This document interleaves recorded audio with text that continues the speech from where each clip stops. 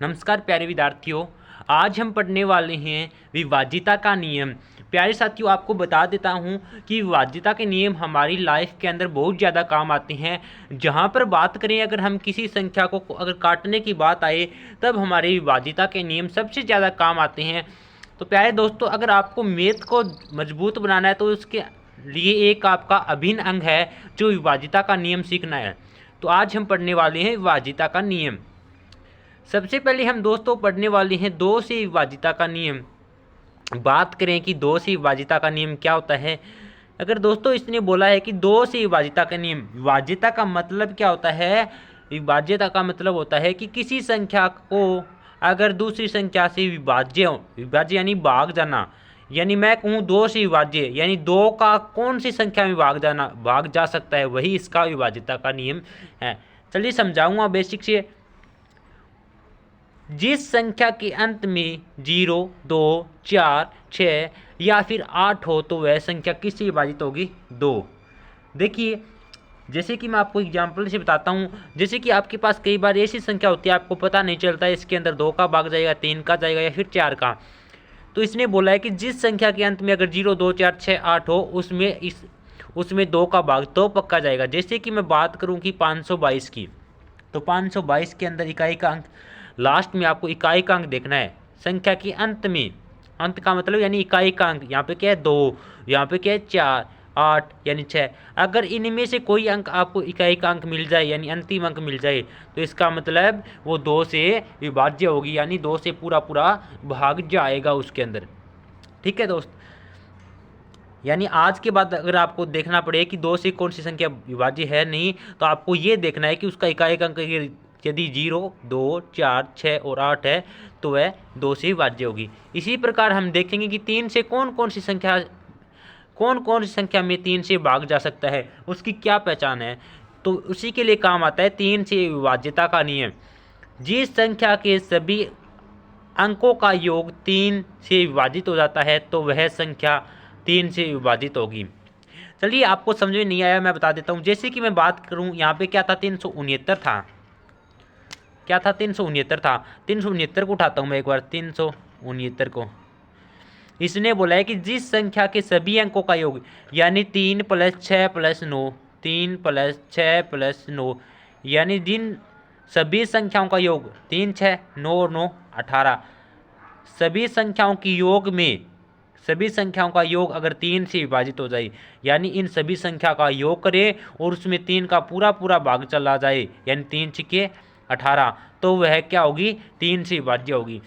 तो आपको जैसे ही पता चला, आप मानो आपकी टीचर ने दिया कि 369 को काटो, तो आप कैसे निकालेंगे? आपको पता चलेगा कि इसके अंदर सबसे पहले आपने अंकों का योग किया 9 और 6,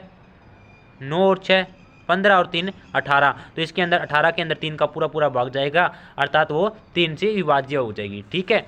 इसी प्रकार 4 से विभाज्यता का नियम देखिए तो इसमें क्या बोला गया है? अगर किसी संख्या के अंत यानी इकाई के 2 अंक 4 से विभाजित हो जाए, अगर आपको ये देखना है कि 4 से पूरा पूरा भाग कौन सी संख्या में जाएगा, तो आपको ये देखना है कि कोई भी संख्या हो, XYZ कोई भी संख्या हो, उसके आपको इकाई के 2 अंक उठाने। जैसे कि मैं बात करूँ, यहाँ पे इकाई के अंक क्या है? 36 है। तो आप ये देखो 36 में क्या 4 का भाग जाता है? 36 में 4 का भाग दिया, 4 × 36, पूरा पूरा भाग चला गया। अगर इकाई के 2 अंकों में 4 का पूरा पूरा भाग चला जाता है, इसका मतलब है वो 4 से विभाज्य है। ठीक है दोस्तों। जैसे कि 48 की बात करूं तो इसमें 4 का पूरा पूरा भाग जाएगा, और 08 की बात करूं तो इसमें भी पूरा पूरा भाग जाएगा। तो यानी 4 से विभाज्यता का नियम यह कहता है, अगर अंतिम में आपको ये देखना है कि अंतिम के 2 अंक 4 से विभाजित हो गए, तो 4 से पूरा पूरा भाग चला जाएगा। ठीक इसी प्रकार हम बात करें कि 5 से विभाज्यता का नियम। 5 से विभाज्यता नियम कि कौन कौन सी संख्या 5 से कटेगी। तो देखिए, यदि किसी संख्या का अंतिम अंक 0 या 5 हो, अगर आपको कोई संख्या बोल दी जाए और आपको, जैसे कि कई बार आपको अभाज्य गुणनखंड ज्ञात करने होती हैं, वहाँ पे आपको बहुत ज़्यादा काम आएंगी, इनके बगैर आपका कुछ नहीं होगा वहाँ पे। ठीक है। अगर आपका कुछ होगा तो भी बहुत ज़्यादा टाइम लगेगा वहाँ पे। ठीक है। अगर आप चाहते हैं कि मेरा मैथ मजबूत हो, तो आप इनको तो सीखना ही होगा, क्योंकि ये वो चीज़ है जो आपको शुरुआत से लेकर अंतिम तक लेके जाएगी। 5 से विभाजिता का नियम कहता है कि यदि किसी संख्या का अंतिम अंक 0 या 5 से विभाज्य हो, यानी अगर कोई भी संख्या, जैसे कि बात करूं मैं 490 की, 490 का इकाई का अंक क्या है 0, तो इसका मतलब अगर इकाई का अंक 0 आ गया तो इसमें पूरा का पूरा 5 का भाग जाएगा। चलो देखते हैं, 5 का भाग देंगे तो क्या आएगा, 5 निम 45, 4 बच गए, 5 8 40, देखो पूरा पूरा भाग जा रहा है। देख लेना जो भी एग्जाम्पल है, ठीक है। यानी जिसकी इकाई का अंक यहाँ पे भी 5 है, यहाँ पे भी 5 है, तो इसका मतलब या तो इकाई का अंक 5 होना चाहिए या फिर 0 होना चाहिए। अब आपके मन में एक क्वेश्चन आता है, सर आपने 0 यहीं भी ले लिया और 0 फर्स्ट वाले में भी ले लिया, यहाँ पे देखो। तो मैं बता दूं, जिस संख्या के लास्ट में 0 हो ना, जिस संख्या के लास्ट में 0 हो वह 2 से भी विभाज्य होगी और 5 से भी, यानी 2 से भी पूरा पूरा भाग जाएगा और 5 से भी भाग जाएगा, ठीक है। इसी तरीके से बात करें हम 6 से विभाज्यता का नियम, ठीक है। जो संख्या 2 या 3 दोनों से विभाजित होगी, यानी अगर किसी संख्या में 2 और 3 दोनों का भाग जाए, यानी अगर हम 2 और 3 वाला रूल दोनों में लगे, जो 2 का रूल था और जो 3 का विभाज्यता का नियम था, अगर वो दोनों नियम किसी संख्या के साथ सही लग जाता है तो वो किससे विभाजित होगी, 6 से। जैसे कि मैं बात करूं 1020 की, तो ये देखिए इसका इकाई का अंक कितना है 0, इसका मतलब ये 2 से विभाजित तो होगी, क्योंकि हमारा 2 से क्या कहता है रूल कि जिसके इकाई का अंक 0 2 4 6 हो 8 हो तो वो 2 से तो विभाजित होगी, तो इसका मतलब ये 2 से तो विभाजित होगी। उसके बाद बात करते हैं 3 से, देखते हैं 3 का कहता है अगर आपने इनके सभी अंकों का योग 3 से पूरा पूरा कट जाए तो क्या होगा, 3 से विभाजित होगा। तो चलिए 0 में 2 ऐड किया, 2 और 0 0, 2 और 1 3, कितना आ गया, 3 में 3 का भाग दिया, पूरा पूरा कट गया, इसका मतलब ये 3 से भी तो विभाज्य है। तो यानी 2 और 3 दोनों संख्या से विभाज्य हो तो वो 6 से भी पूरा पूरा भाग जाएगी। आई होप कि आप यहाँ से बिल्कुल सीख गए होंगे, यहाँ तक 6 से विभाजिता के नियम तक। अब चलिए चलते हैं 7 से विभाजिता का नियम। दोस्त यकीन मानना बहुत काम आने वाली है ये लाइफ में, ठीक है। चलिए पढ़ते हैं 7 से विभाजिता के नियम। देखिए 7 से विभाजिता के नियम के लिए मैं एक अलग से वीडियो लेके आने वाला हूँ, वहाँ पे आपको अलग तरीके से समझाने वाला हूँ, लेकिन एक बार फिर भी यहाँ पे देख लेना क्या कहता है, थोड़ा अलग है 7 से विभाजिता का नियम। किसी संख्या के अंतिम 3 अंकों से बनी संख्या और बाकी बचे अंकों से बनी संख्या का अंतर यदि 7 से विभाज्य है तो वह संख्या क्या कहलाएगी, 7 से भी विभाजित होगी। जैसे कि मैं बात करूं यहाँ पे, मान लो कि क्या है पूरी संख्या 681, यानी 6,81,156 है, तो इसके अंतिम 3 अंक यानी 156, इसके अंतिम अंक कितने 156 है, ठीक है। इसके अंतिम अंक कितने 156 है और बाकी बचे अंक, बाकी कितने बच गए, 3 अंक बच गए, बाकी बचे 3 अंक में, बाकी 3 अंक बच गए, इनका अंतर निकाल लो, यानी 156 तो है ही और 156, बाकी कितने अंक बच गए 681, तो 681 यानी घटा लो, ठीक है। यहाँ पे प्लस माइनस का चक्कर नहीं होना चाहिए आपके साथ, आपको तो अंतर देखना है, अंतर। तो 6 में से 1 गया 5, देखो ऐसे घटाओ, 6 देखो 156 में 681 जा नहीं सकता, तो आपको क्या करना है 681 में से 156 घटा लेना है।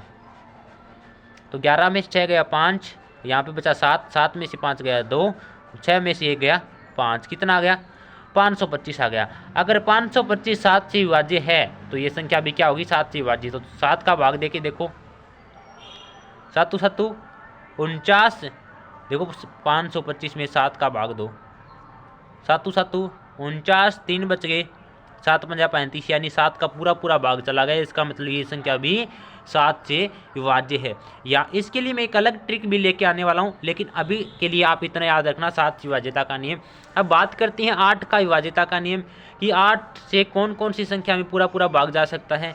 जिस संख्या के अंतिम 3 अंक शून्य हो या 8 से विभाजित हो, यानी जिस संख्या में 8 का पूरा पूरा भाग जाए या फिर इसके 3 अंक शून्य हो तो वो 8 से विभाजित होगी। जैसे कि मैं बात करूँ 78,000, 77,000, देखो इसके लास्ट में 3 अंक है, इसके लास्ट में भी 3 अंक है, तो इसमें पूरा का पूरा किसका भाग जाएगा 8 का पूरा भाग जाएगा, ठीक है दोस्त।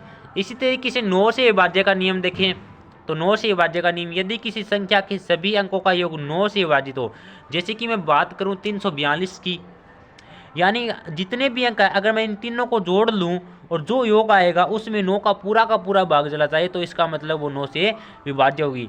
जैसे कि 342 की बात करूं तो देखो 3 + 4 + 2 कितना हो गया, 3 और 4 7 और 2 9। 9 में क्या 9 का पूरा भाग जा रहा है, आप कहेंगे सर 9 एकम 9, इसका मतलब ये संख्या 9 से विभाजित होगी, यानी 9 से पूरा भाग चला जाएगा। इसी तरीके से बात करें कि 10 से विभाजिता के नियम, तो 10 से विभाजिता का नियम, जिस संख्या के अंत में 0 हो तो वह 10 से पूरी विभाजित होगी। कहने का मतलब जिस संख्या के अंत में 0 हो तो वह 10 से पूरा विभाजित होगी। जैसे कि 120 में पूरा का पूरा भाग चला जाएगा क्योंकि इसके लास्ट में 0 है, इसके लास्ट में भी 0 है। अब आप कहेंगे कि सर 0 तो इस वाले में ही था और फर्स्ट दो से विभाजिता वाले नियम में भी था।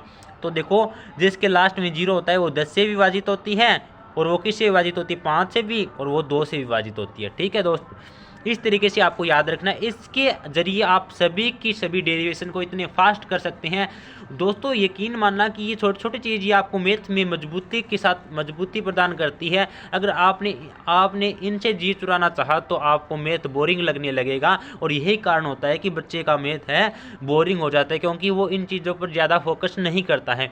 लेकिन मैं नहीं चाहता कि मेरा किसी प्रकार का विद्यार्थी इस तरीके की समस्या से जूझे। तो दोस्त, अगर आपको ये विभाज्यता के नियम समझ में आए हों और आपको वीडियो अच्छी लगी तो प्लीज़ अपना प्यारा सा लाइक और कमेंट करके ज़रूर जाना। अगर चैनल पर नहीं है तो चैनल को सब्सक्राइब कर लेना, जो पास में बेल आइकन उसे प्रेस कर लेना ताकि आने वाली सभी वीडियो की नोटिफिकेशन मिल सके और आपकी पढ़ाई रेगुलर चल सके। चलिए दोस्तों, आज के लिए इतना ही, मिलते हैं नेक्स्ट अच्छे से कंटेंट के साथ। तब तक के लिए जय हिंद, जय भारत।